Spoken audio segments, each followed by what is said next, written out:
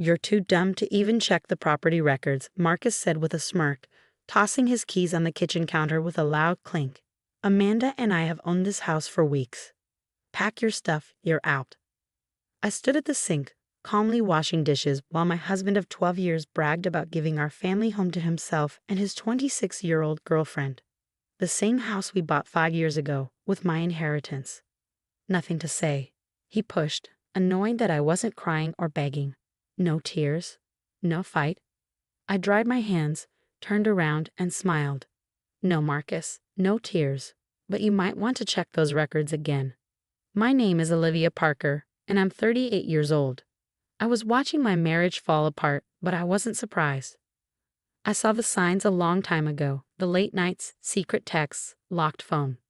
The biggest red flag was when he suddenly got interested in the deed to our house. Where's the house deed? He asked one morning, acting casual. The bank needs it. I knew then he was up to something. I've worked in real estate law for 15 years. Banks don't randomly ask for deeds. That night, I made some important phone calls. Now, as Marcus stood there looking proud, I thought about my conversation with my friend Thomas, who works at the county records office. Someone's asking about your property, he told me. Looks like they're trying to change the deed. I didn't say anything to Marcus. I just acted quietly. While he thought he was being smart, I was already protecting myself. You know what's funny? I said, leaning on the counter. For a guy who says he's so smart with business, you missed a big detail. His smile faded. What are you talking about? Did you even read what you forged, or did you just think it would work out your way? His face turned serious. I don't know what you think you know, but the house is in my name now. Amanda and I are moving in next week. You're leaving. I pulled out my phone, opened a photo, and slid it across the counter to him. Look at this first. His hands shook as he picked up the phone. On the screen was a certified copy of the real house records, not the fake ones he filed. His face changed from confused to shocked. This can't be right, he said. I changed. You tried to change it, I said. But 3 months ago, I filed a protection order. You can't change the deed without both our signatures. Your forgery triggered alerts. He went pale. You knew. I've known for months, Marcus. About Amanda, about your plan to steal the house. Everything. I just wanted to see how far you'd go. I took my phone back, calm and clear. By the way, what you did is illegal.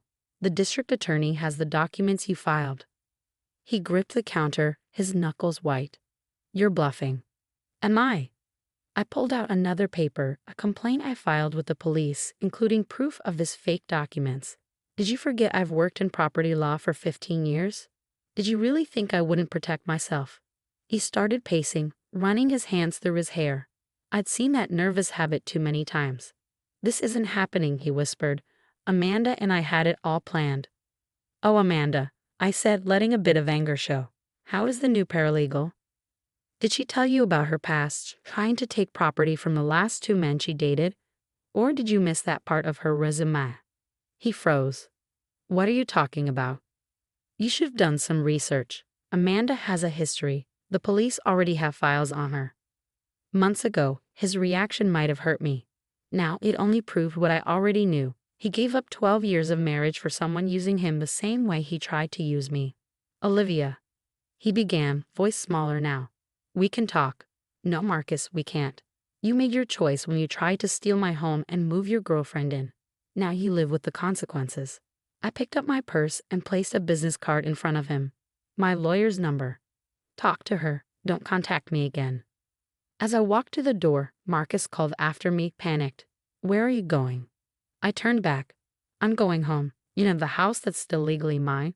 The police will be here in 20 minutes to talk about your little scam. I'd start packing if I were you. As I closed the door behind me, I heard the keys fall from his hands. Reality had finally hit him. He thought he could outsmart me and take everything. Instead, he was about to learn a hard lesson. I sat in my car, hands steady on the wheel, and smiled just a little. This wasn't the end. It was the beginning of Marcus's downfall. And I was ready. The next morning, I sat across from my lawyer, Sophia Martinez, reviewing the evidence against Marcus. The conference room table was covered with documents, property records, bank statements, and screenshots of Marcus's attempts to modify the deed. The DA's office is taking this very seriously, Sophia said, sorting through some papers. Attempted property fraud, forgery, illegal transfer of assets. Marcus is looking at significant charges. I nodded, watching the city skyline through the office windows. The police had arrived at the house last night exactly when I said they would. Marcus, still in shock, had barely managed to string together coherent responses to their questions. They'd taken him in for questioning, and according to Sophia, he'd spent the night trying to contact Amanda. Has she responded to any of his calls? I asked, though I already knew the answer. Sophia shook her head, a knowing smile on her face. Amanda disappeared the moment she heard about the police involvement. Apparently, she's done this before. Gets involved with wealthy married men, encourages them to transfer property to her name, then vanishes when things get complicated.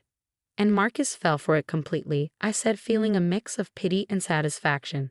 He really thought he could just push me aside and start a new life with her. My phone buzzed. Another message from Marcus's sister, Emma.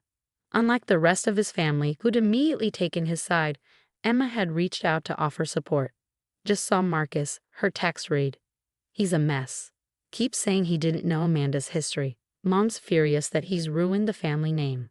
I set the phone aside as Sophia pulled out another document. Marcus's lawyer called this morning, she said. They want to discuss a settlement. Already? I raised an eyebrow. That was fast. They know they don't have a leg to stand on. The evidence is overwhelming, and with Amanda's history coming to light, they're desperate to minimize the damage. I thought about the past few months, all the nights I'd spent gathering evidence, documenting every suspicious move, preparing for this moment. Marcus had been so focused on his affair that he hadn't noticed his wife quietly building an ironclad case against him. What are they offering? I asked. Sophia handed me the proposal.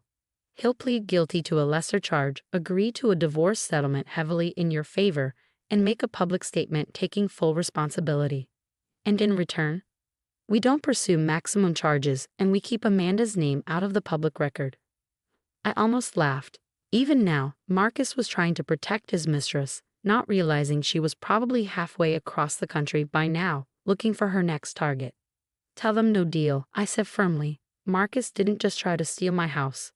He betrayed every promise he ever made to me. I want him to face the full consequences. Sophia nodded, looking pleased. I thought you might say that. The DA's office is ready to proceed with all charges.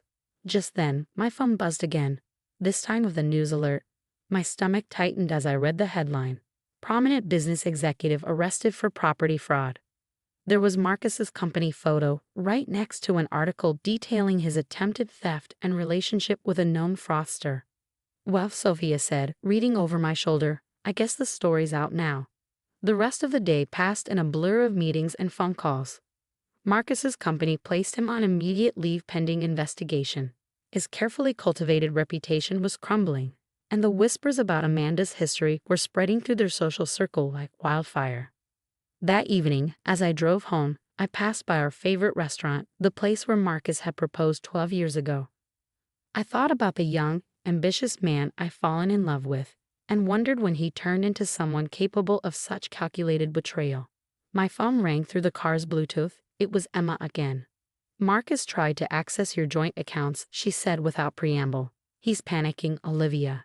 Says Amanda isn't returning his calls, and his lawyer's telling him he could face serious jail time. He should have thought about that before he tried to steal my house. I replied, pulling into my driveway. I know, Emma sighed. I never thought you'd do something like this. Mom's talking about canceling the annual family Christmas party. Said she can't face the neighbors after this scandal. After saying goodbye to Emma, I sat in my car for a moment, looking at the house Marcus had tried to take from me. The home we'd chosen together, the one I bought with money my grandmother left me. He'd been so certain I wouldn't fight back, so convinced of his own cleverness. My phone buzzed one last time, a text from an unknown number. Olivia, please. We need to talk. I can explain everything. Marcus, probably using a friend's phone since I blocked his number. I deleted the message without responding. There would be plenty of time for talking in court, where Marcus would have to explain his actions not just to me, but to a judge. For now, I had a house to redecorate and a new life to plan. One that didn't include a husband who thought he could discard me like yesterday's news. The security lights clicked on as I walked to my front door, illuminating the path ahead. Tomorrow would bring more challenges, more legal meetings, more revelations about Marcus's betrayal. But for tonight, I was home, safe in the knowledge that I protected what was mine.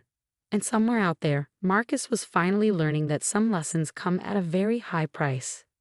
6 months after Marcus's failed attempt to steal our house, I sat in a courtroom watching him receive his sentence. The judge, a stern-faced woman in her 60s, looked down at him with clear disapproval.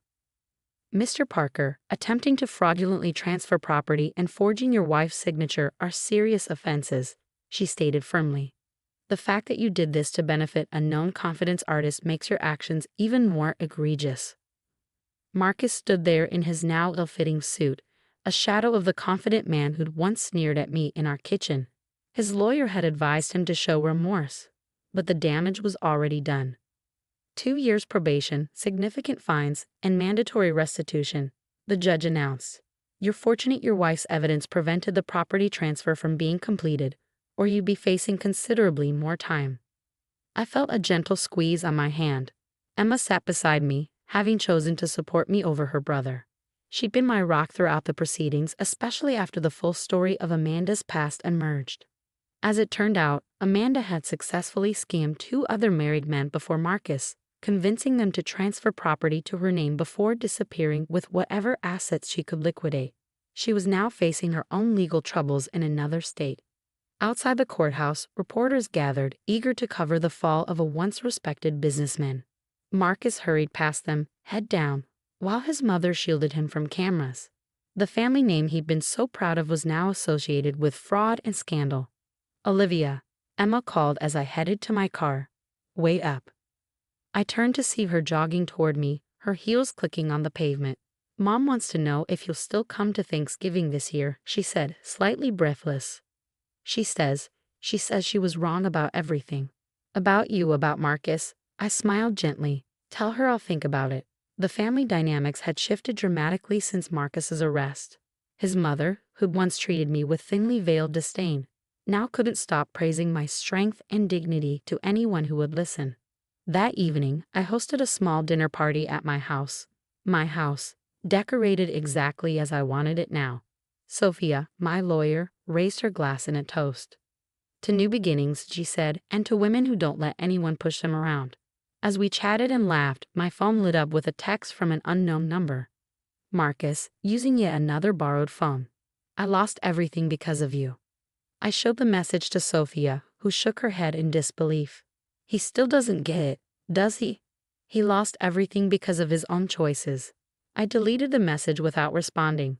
Marcus had spent months blaming me, Amanda, his family, everyone except himself, for his downfall. Meanwhile, I'd rebuilt my life, redecorated my home, and even started dating again, much to Marcus's evident distress when he heard about it through family gossip. The doorbell rang. A delivery from the courthouse. Inside was my final divorce decree and updated property documents, officially confirming my sole ownership of the house. As I signed for the package, I remembered Marcus's smug face the night he thought he cleverly outmaneuvered me.